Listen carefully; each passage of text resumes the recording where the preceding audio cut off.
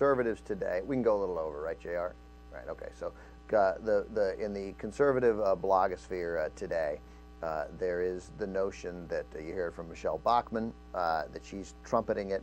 Glenn Beck has talked about it, that Obama's trip to India will cost $200 million a day. Yeah.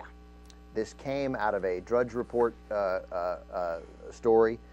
Again, Michelle Malkin has picked it up, Michelle Bachmann has picked it up, and they're repeating this as if it's fact. Literally $2 million a day. Glenn Beck said that Glenn Beck has decided to multiply that randomly through the rest of Obama's four-country trip and saying that this is going to cost U.S. taxpayers $2 billion.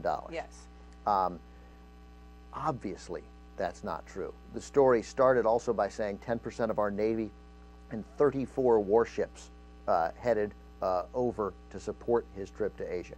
Let me just quote you, Jeff Morrell, the Pentagon spokesman, and just for the record, a very close friend of mine. It's ridiculous that one of my close friends is the Assistant Secretary of Defense. And Jeff, name dropping. Jeff worked for Robert Gates. I went to school with him.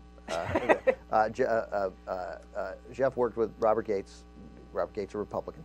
So here we go. I will take the liberty this time of dismissing as absolutely absurd this notion that somehow we were deploying 10% of the Navy, 34 ships, and an aircraft carrier in support of the president's trip to Asia. It's just comical. Nothing close to that's being done. The McClatchy News Service now reporting $200 million a day is totally false, and there's no basis in fact for the reports at all. Yeah. And yet they're making it up and repeating it again and again. But not only is it absolutely false, and someone said that, and someone with authority said from the government said it's absolutely false. It's also something. It's like it's ridiculous on its face. No one's being skeptical about that. No one read that and went, "Oh, that sounds a little high. That sounds a little ridiculous." They went, "Oh no, this sounds like Obama didn't have a birth certificate." It all falls into this narrative of he's a supervillain, he's the Antichrist that no one likes.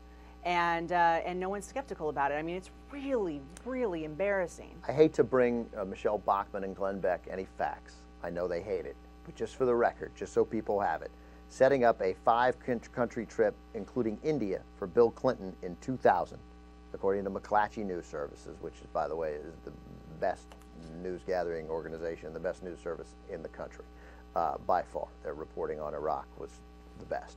Setting up a 5-country trip, including India, for Clinton in 2000 required 94 round-trip flights of C-17s. That's amazing, by the way.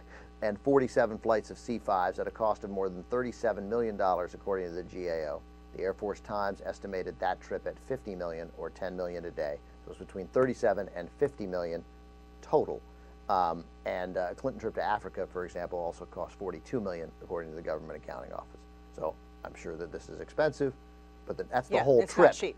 I mean, he's not flying coach. He's not flying coach, and he's the president of the United States. He's the president of the United States. Which he should be reminding people, and also not take any grief for going to India. Be like, hey, man, we lost the election.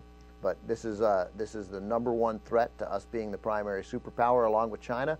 And yeah, you know what I'm going to do? I'm going to go to India. I'm taking this trip. I'm going to be busy presidenting.